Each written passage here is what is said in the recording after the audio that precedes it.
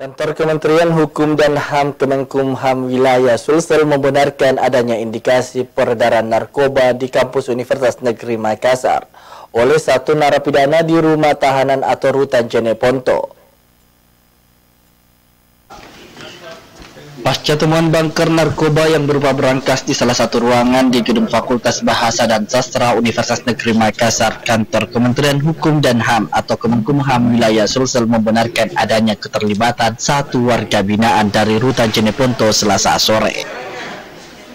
Narapidana tersebut berinisial SAM yang telah 4 kali berpindah tempat penahanan, yakni rutan Sidrap, Lembaga Pemasyarakatan Bolangi, rutan Bulukumba, dan terakhir di rutan Jeneponto.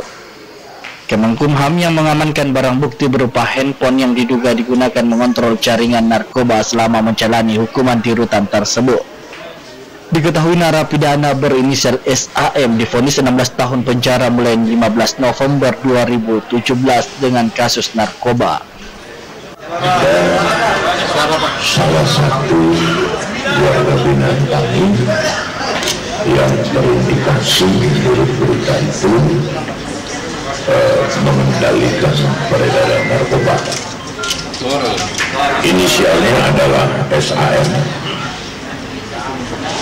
dan kondisi yang bersangkutan itu ada di rutan Jeneponto. Dari hasil pengembangan kami dapat menerima informasi bahwa yang bersangkutan diduga kuat dalam jaringan itu, sehingga barang yang sudah kami amankan itu dibawa ke Polda. Saat ini SAM berada di Direktorat Reserse Narkoba Polda Sulsel untuk dimintai keterangan guna pengembangan keterlibatannya dalam peredaran narkoba dalam kampus. Rusmawati Rara, Slebes TV.